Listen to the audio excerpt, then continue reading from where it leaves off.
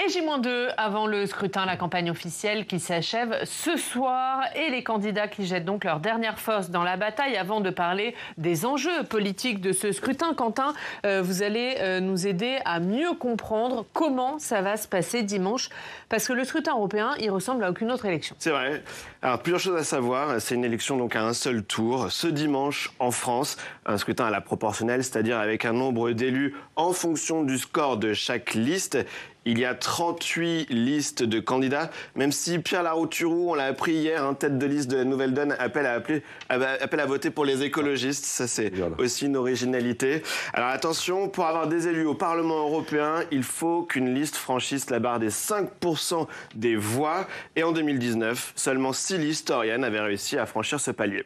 Combien d'élus français dimanche soir ? Au total, les Français élisent 81 députés européens sur les 720 que contient le Parlement européen. Ces députés européens sont élus pour une période de 5 ans. Chaque pays envoie un nombre différent d'eurodéputés en fonction de la taille du pays et de sa population.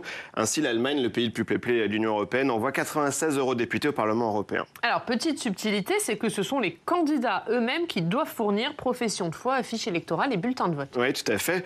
C'est ce qui fait que dans certains bureaux de vote, il va manquer des bulletins pour les petites listes. En effet, les frais de campagne ne sont remboursés que si la liste dépasse les 3% des voix. Donc certaines listes n'ont pas les moyens d'imprimer tous ces éléments qu'on évoquait. Ainsi, par exemple, le Parti Pirate va imprimer des bulletins de vote que dans une quinzaine de départements, ce qui revient déjà à 60 000 € et 27 tonnes de papier, lit-on dans cet article de France Info.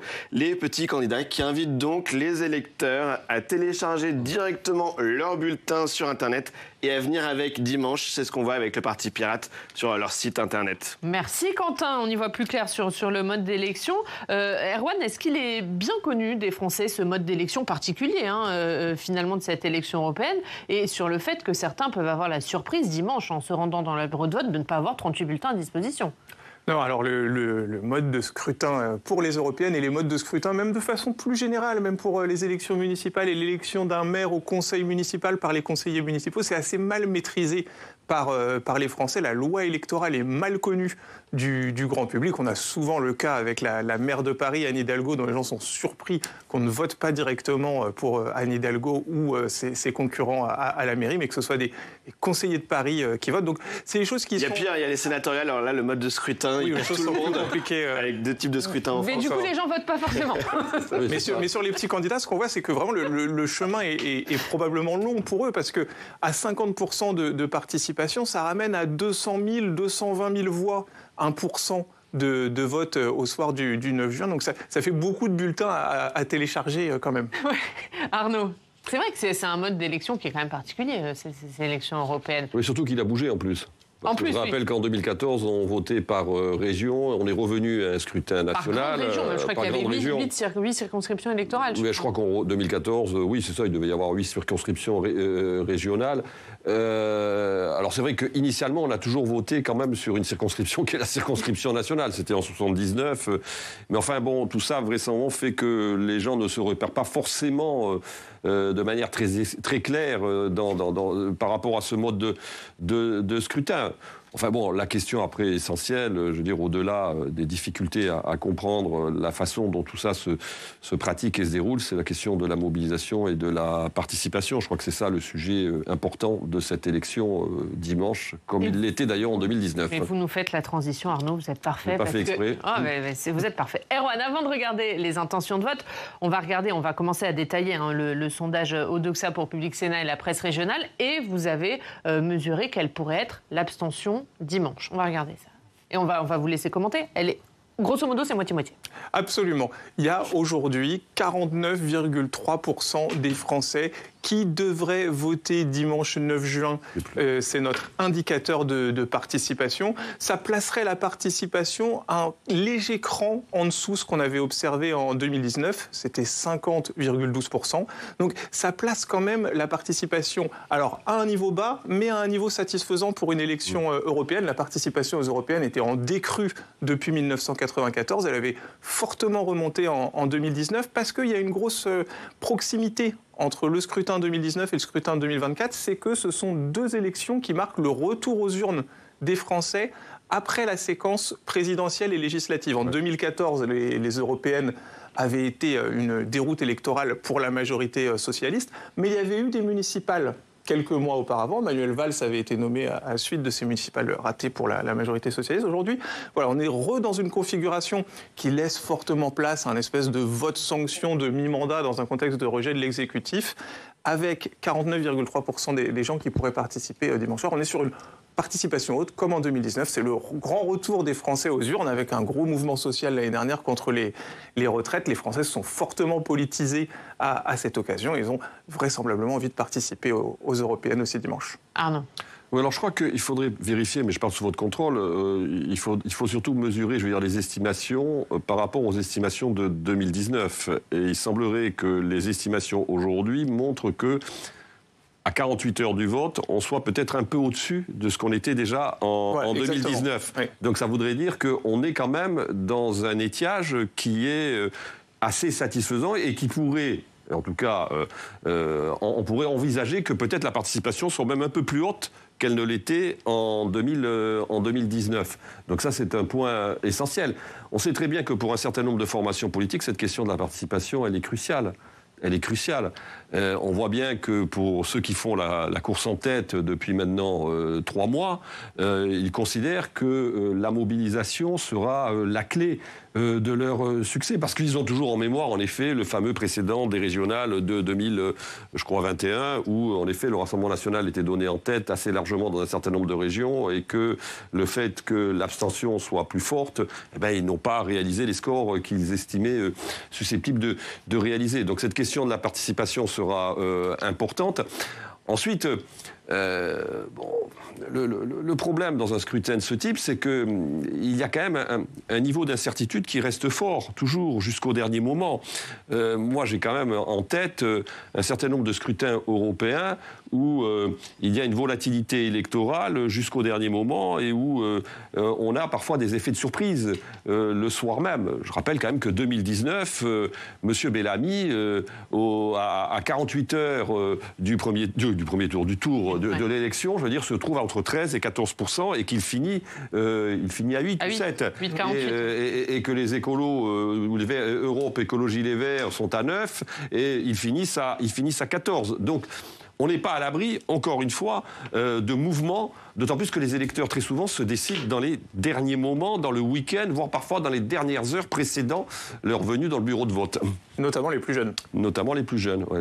Ça, juste avant de donner la parole à Quentin, vous arrivez à le mesurer, ça, Erwan, à quel moment les Français vont se décider? Est-ce qu'il y a déjà une certitude du vote ou est-ce que les choses peuvent changer dans les dernières 48 heures et il peut y avoir un écart entre vos sondages qu'on va découvrir dans quelques secondes et ce qui pourrait se passer dimanche? Oui, absolument. Le sondage donne le rapport de force à l'instant T, au moment où est réalisé le sondage. Mais quand on fait notre sondage, parmi les gens qui se disent certains de participer dimanche, dans le sondage, il y a 19% des gens qui n'expriment pas d'intention de vote, c'est-à-dire qui sont sûrs d'aller voter dimanche, mais qui n'ont pas encore fait le choix de leur candidat. Après, il y a 2 possibilités. Il y a la possibilité classique qu'on observe dans beaucoup d'élections, c'est que ces électeurs suspendus se répartissent au prorata du rapport de force de façon relativement équilibrée, parce qu'il n'y a pas de force qui est de réserve particulière dans l'abstention. La deuxième possibilité, et c'est ce qu'évoquait Arnaud Benedetti, c'est la possibilité qu'un corps électoral spécifique, les jeunes, les gens qui s'intéressent moins à l'actualité politique, les gens un peu distants à l'égard de l'Europe, se décident dans la dernière ligne droite. C'est les gens qui ont une spécificité, ça peut renforcer des candidats. Ce qui est intéressant, c'est de voir le trend d'évolution des intentions de vote à l'égard des différents candidats. On voit que la France insoumise connaît une petite dynamique de fin de campagne. Ouais. À l'inverse, la majorité présidentielle connaît une petite érosion. Il faut voir si ces facteurs sont susceptibles de s'accélérer dans la dernière ligne droite ou pas. Pour l'instant, on ne le sait pas. Ces électeurs sont suspendus. On va regarder les intentions de vote, mais d'abord, Quentin a une petite question. Oui, nous, on a vraiment le nez dans le guidon, donc on ne se rend pas vraiment compte. Mais est-ce qu'on a davantage parlé d'Union européenne et de cette campagne cette année par rapport aux autres années? On sait qu'il y a eu beaucoup de débats. Public Sénat en a organisé un dès le 23 mars. 14, oui. Le 14 mars sur notre antenne. Et on en a eu comme ça toute une série sur toutes les grandes chaînes. Est-ce qu'on en a davantage parlé de cette élection ou est-ce que c'est juste nous qui avons cet effet de loupe? Alors, moi, je dirais qu'on a plutôt moins parlé des élections sous l'angle européen. En 2019, c'est une campagne qui était très européenne, où on a beaucoup parlé des thématiques environnementale, dans un contexte de préoccupation haute sur le réchauffement climatique. Ça explique aussi ce recul de l'européanisation du scrutin, le recul des intentions de vote pour les écologistes, qui sont quand même assez dominants sur ces thématiques européennes. Aujourd'hui, en 2024, on sort d'une période de Covid, on est dans une inquiétude vive à l'égard de la dette publique des Français qui sont inquiets pour leur situation personnelle. Le scrutin est plus nationalisé, les Français sont plus recentrés sur la scène nationale. 55% des Français qui vont voter dimanche nous disent qu'ils voteront en priorité en fonction d'enjeux nationaux. Et même 75% des électeurs RN. Arnaud. Oui, c'est pas très surprenant. En fait, quand on regarde finalement les préoccupations des Français dans leurs attentes par rapport à ce scrutin, ce qui remonte très fort, ce sont des enjeux de protection. C'est-à-dire la question de l'immigration, la question du pouvoir d'achat, qui est un enjeu de protection, la question de la sécurité. Et ils considèrent que, vraisemblablement, le meilleur moyen de se protéger, c'est d'en revenir à un cadre qui serait un cadre national. Donc il y a une corrélation, si vous voulez, entre la perception des attentes des Français par rapport aux grands enjeux et d'une certaine manière, le contenu du débat politique et du débat public. Clairement, on voit bien quand même... Prenez un exemple. La question qui est une question pourtant fondamentale, la question de l'avenir des institutions européennes, qui est quand même un sujet très important. La question du droit de veto, la question de la majorité qualifiée, qui sont des sujets essentiels, n'ont finalement été très peu traités durant toute cette campagne. Donc on voit bien que ce sont quand même spécifiquement des enjeux nationaux qui ont largement dominé dans le débat. On va regarder les intentions de vote, Erwan, que vous avez mesurées, on le rappelle, dans votre sondage Odoxa pour Public Sénat et la presse régionale. Sans grande surprise, Jordan Bardella est largement en tête et derrière, c'est serré entre Valérie Ayé et Raphaël Glucksmann. Oui, ce qu'on note tout d'abord, c'est vrai que si on regarde ces rapports de force, c'est quand même éloquent de voir la spectaculaire avance de Jordan Bardella. C'est le point à noter et c'est une élection qui est marquée très fortement par l'élargissement du socle électoral du Rassemblement national.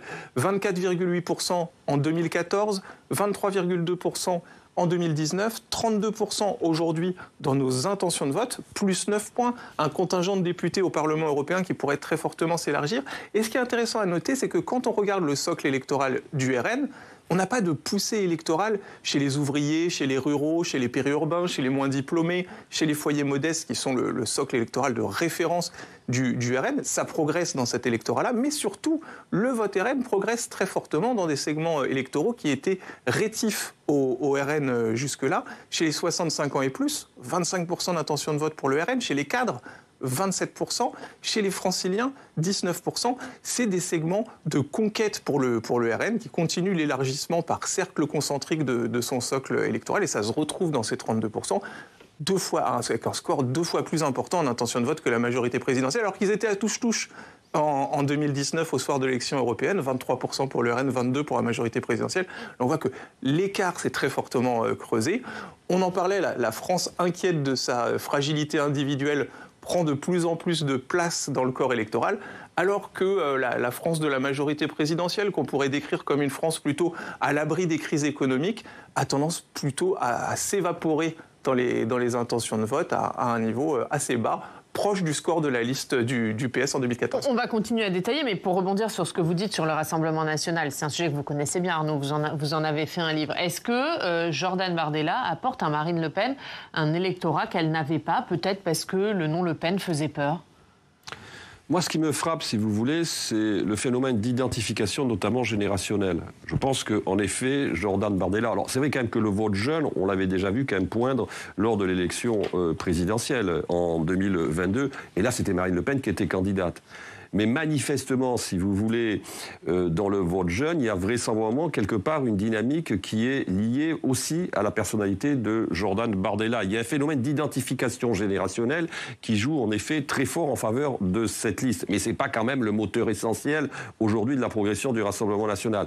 Moi, ce qui est important dans ce que vous dites, en effet, c'est qu'aujourd'hui, on a, si vous voulez, un Rassemblement national qui devient plus interclassiste qu'il ne l'était il y a encore 2 ans. C'est-à-dire qu'on voit qu'il y a des secteurs électeurs qui étaient jusqu'à présent rétifs finalement au vote Rassemblement national, notamment les cadres, qui commencent de ce point de vue-là, je veux dire, à pouvoir voter pour le candidat du Rassemblement national. Donc ça, c'est quelque chose de nouveau. Ça veut dire quoi aussi? C'est que le Rassemblement national est en train de devenir un parti attrape-tout, d'une certaine manière.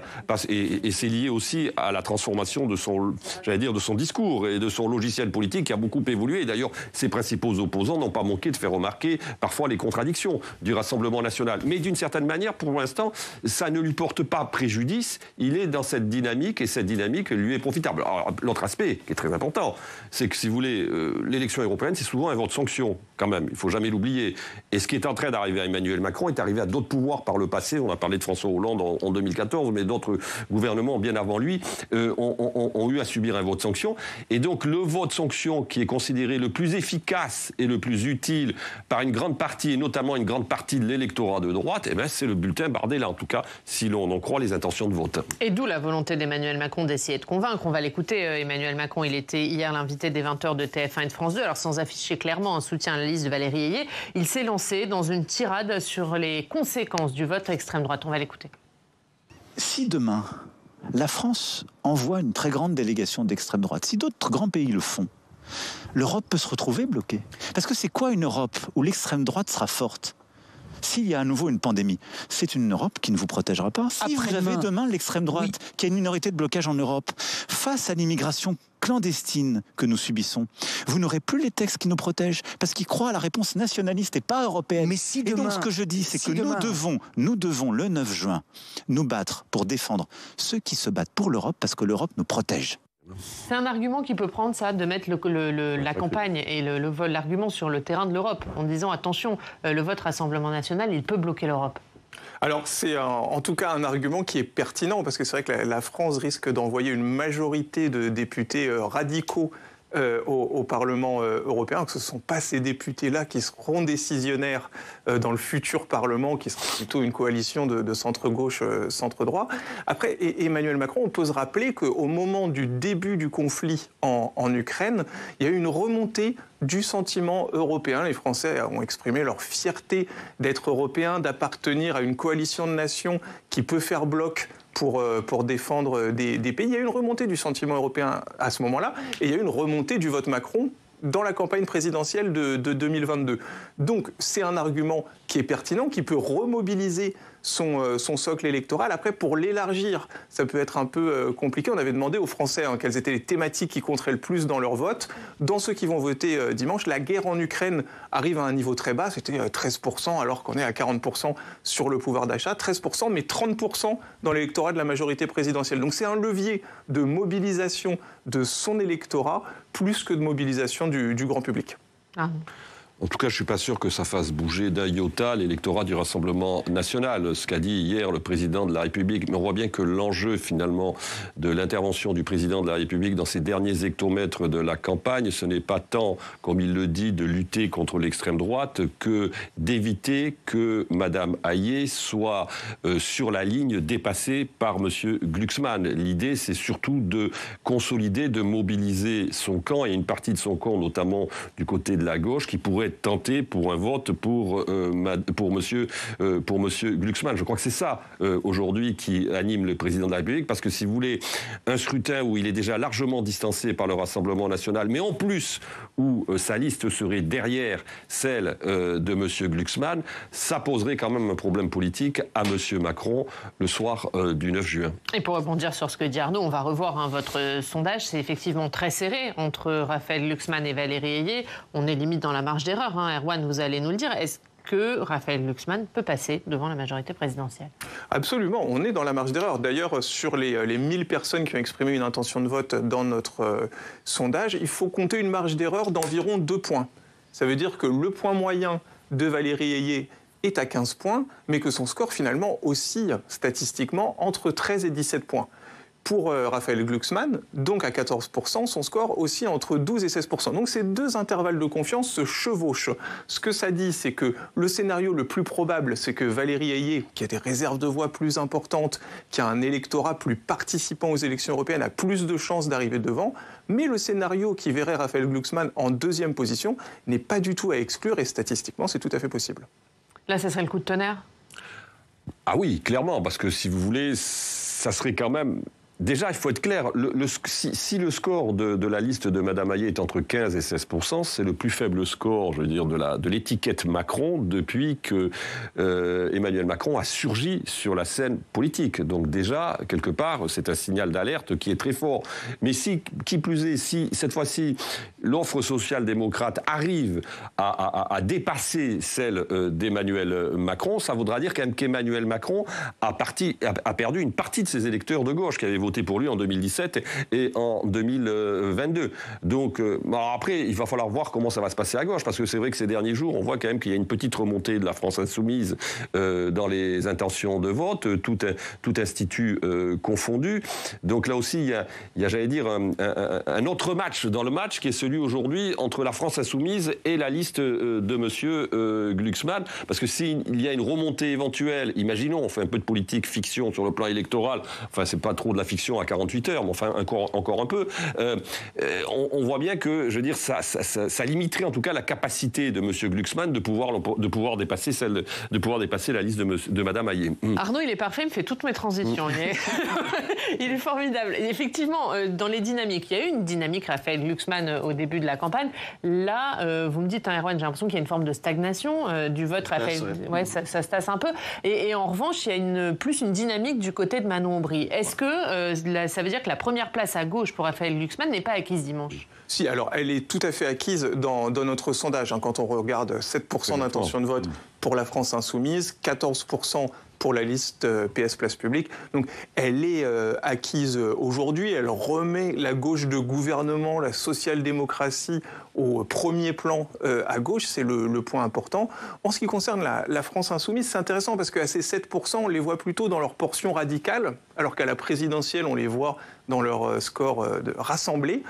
Aujourd'hui, ce qui est intéressant avec la France insoumise, c'est cette préemption de la thématique israélo-palestinienne, de la défense de la Palestine. On voit bien que dans l'opinion aujourd'hui, c'est un sujet qui monte de plus en plus, qui est important chez les moins de 30 ans. Donc ce vote, par exemple, des jeunes de la dernière ligne droite, il pourrait se reporter vers la liste France Insoumise pour cette thématique-là, pour d'autres raisons aussi. Mais il y a des réserves de voix dans la dernière ligne droite qui peuvent être activées par la France Insoumise. Pour l'instant, nous, on ne les mesure pas, mais ce n'est pas à exclure. Il peut y avoir un vote plus difficile à mesurer pour la France Insoumise que pour d'autres partis ou pas ?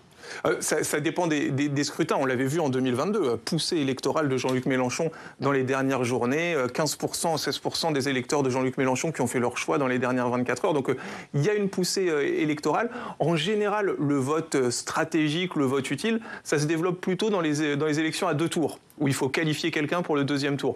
Mais ceci dit, c'est pas du tout à exclure, et le vote affectif pour la France insoumise pourrait jouer à plein dans ce cadre-là. Un mot peut-être sur ce qui se passe à droite et sur les Républicains et François-Xavier Bellamy, qui est toujours autour de 7. Mais pour le coup, il n'y a pas eu beaucoup d'évolution, Erwan, si je ne dis pas de bêtises, sur le vote Bellamy pendant cette campagne. Est-ce que ça pourrait être la dernière élection des Républicains, Arnaud ? 7, vous êtes à 2,5, donc vous êtes dans la marge. En effet, les Républicains, comme Reconquête d'ailleurs, jouent quelque part leur avenir existentiel. Parce que, imaginons là aussi que les Républicains ne dépassent pas la barre des 5%, je pense que là, ça serait une crise majeure pour les Républicains. C'est-à-dire que les Républicains n'enverraient pas de députés au Parlement de Strasbourg.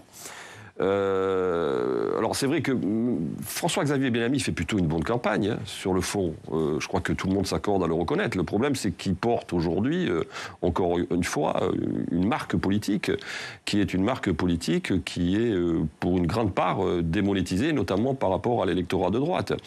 Donc, est-ce que François-Xavier Bellamy va disons, être quelque part la victime de l'effet vote utile sanction qui se porterait sur Jordan Bardella? Ça, c'est la grande question. Il est évident que si, par exemple, imaginons, là aussi, Bellamy est sous les 5, ça voudra dire que vraisemblablement le Rassemblement national sera plus haut encore qu'il ne l'est mesuré dans les intentions de vote. On n'en est pas là.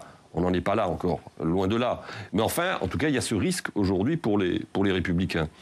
Avec une difficulté pour la liste de François-Xavier Bellamy, c'est l'ambiguïté de sa famille politique sur la question européenne.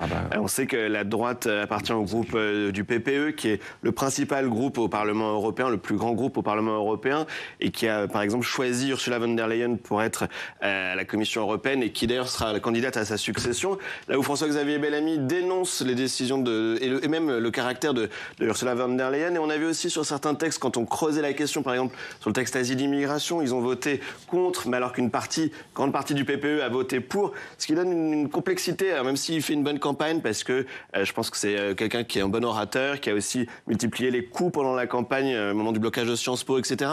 Mais malgré cette bonne campagne, il y a la difficulté de sa ligne politique, d'ambiguïté de l'EDLR sur la question européenne. Est-ce qu'il est plombé, François-Xavier Bellamy, par l'étiquette LR ? Alors, il est surtout plombé par un espace politique rétréci. C'est vrai qu'il n'y a plus vraiment de place pour exister électoralement aujourd'hui entre la majorité présidentielle d'une part, qui sur ces thématiques économiques est assez proche de ce que proposent les Républicains, et entre le RN qui est devenu profondément hégémonique sur la droite de la droite, qui sur le plan sociétal, sur le plan des valeurs, propose des choses assez proches des Républicains. Donc un espace politique contraint, quand bien même, vous l'avez dit, François-Xavier Bellamy a fait une campagne plutôt jugée bonne, mais une difficulté à percer électoralement parce que les électeurs sont tirés soit sur la gauche, soit sur la droite. Allez, une dernière question, il nous reste peu de temps, mais c'est la fin de la campagne, c'est l'heure du bilan. Question, qui selon vous a fait la meilleure campagne ? Compliqué de le dire. Non, mais très compliqué de le dire. Encore une fois, moi, je trouve qu'en effet, François-Xavier Bellamy, au regard des contraintes qui sont les siennes, a fait plutôt une bonne campagne. Monsieur Glucksmann, au regard de la dynamique qui est les siennes, on peut considérer qu'il a fait plutôt une bonne campagne. Voilà. Mais après, c'est les électeurs qui en décideront. Je peux parler de Jordan Bardella qui a quand même conservé un socle électoral très important au niveau qu'on mesurait à la fin de l'année 2023. Donc plus 9 points par rapport à 2019, c'est forcément la marque d'une bonne campagne. Et Raphaël Glucksmann aussi, on le mesurait à 9% au mois de décembre 2023. Il est à 14% aujourd'hui. Il a élargi la base électorale du Parti socialiste qui n'était quand même pas plein de vitalité au démarrage de la campagne. Donc c'est aussi à souligner. Et voilà pour ce bilan de campagne. C'est vendredi, on vous emmène découvrir notre patrimoine et en cette veille d'Européenne, on vous emmène dans l'un des 5 sites français labellisés patrimoine européen. C'est la maison de Robert Schuman, du nom du père de l'Europe. Elle se trouve en Lorraine, à côté de Metz. On regarde ça, c'est Adrien Pain qui nous y emmène. Cette petite maison lorraine n'a pas une allure aussi imposante que les institutions européennes. C'est pourtant ici que Robert Schuman, un des pères de l'Union européenne, y a imaginé ses premiers fondements. L'homme politique mosellan y a vécu dans le calme durant la majorité de sa vie, à partir de 1926 et jusqu'à sa mort en 1963. Une demeure désormais un peu moins calme puisque des dizaines de visiteurs belges et allemands s'y succèdent aujourd'hui. Une étape incontournable dans leur visite de la région. Pour nous, c'est une personne très importante et on a toujours la paix ici en Europe. C'est grâce à M. Schuman. 12 000 personnes ont visité cette maison l'année dernière.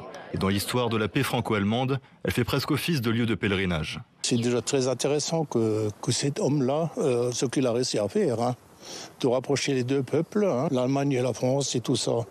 C'était très bien tout ça là. Moi, je ne connaissais pas Robert Schuman. Je ne pense pas qu'on m'en ait parlé en cours d'histoire. Je trouvais ça passionnant de comprendre que c'était un des fondateurs de l'Europe. La pièce la plus chargée d'histoire, le bureau de Robert Schuman. Alors ministre des Affaires étrangères, c'est ici qu'il rédige sa célèbre déclaration du 9 mai 1950, souvent considérée comme la première brique de l'Union européenne. Il propose alors de placer la production franco-allemande de charbon et d'acier sous une autorité commune, la Communauté européenne du charbon et de l'acier, ouverte à d'autres pays d'Europe. Une main tendue à l'Allemagne à peine 5 ans après la fin de la guerre, alors que lui-même avait été fait prisonnier par la Gestapo. Il mène ce chantier européen tout en restant très ancré en Moselle. Il en est plusieurs fois élu député dès 1919. Un ancrage local que vient rappeler aux visiteurs Gilles Berchu, vice-président de l'Eurodépartement de Moselle. Robert Schuman est né à l'époque où la Moselle était annexée, donc était allemande. Et donc Robert Schuman est né allemand d'un père français et d'une mère luxembourgeoise. Cette origine a façonné sans doute chez lui un état d'esprit que nous retrouvons encore aujourd'hui dans notre département de la Moselle. Célibataire, Robert Schuman vivait seul avec sa gouvernante et passait une grande partie de ses journées à se plonger dans la lecture. Un quotidien pas si solitaire. L'homme d'État recevait souvent des personnalités très influentes de l'époque.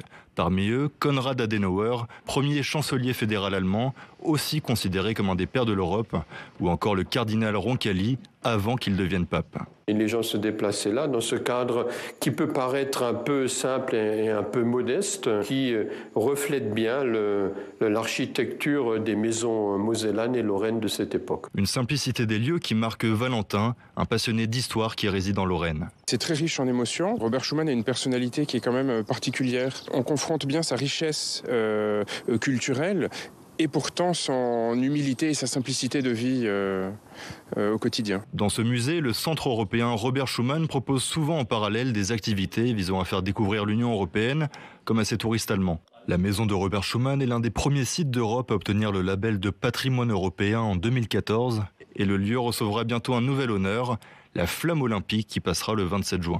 Voilà, et si vous voulez visiter cette maison de Robert Schuman, c'est en Lorraine, à Sichazel. C'est une petite commune qui est juste à côté de Metz. Quentin, on regarde ce qu'elle a une de la presse régionale tout de suite.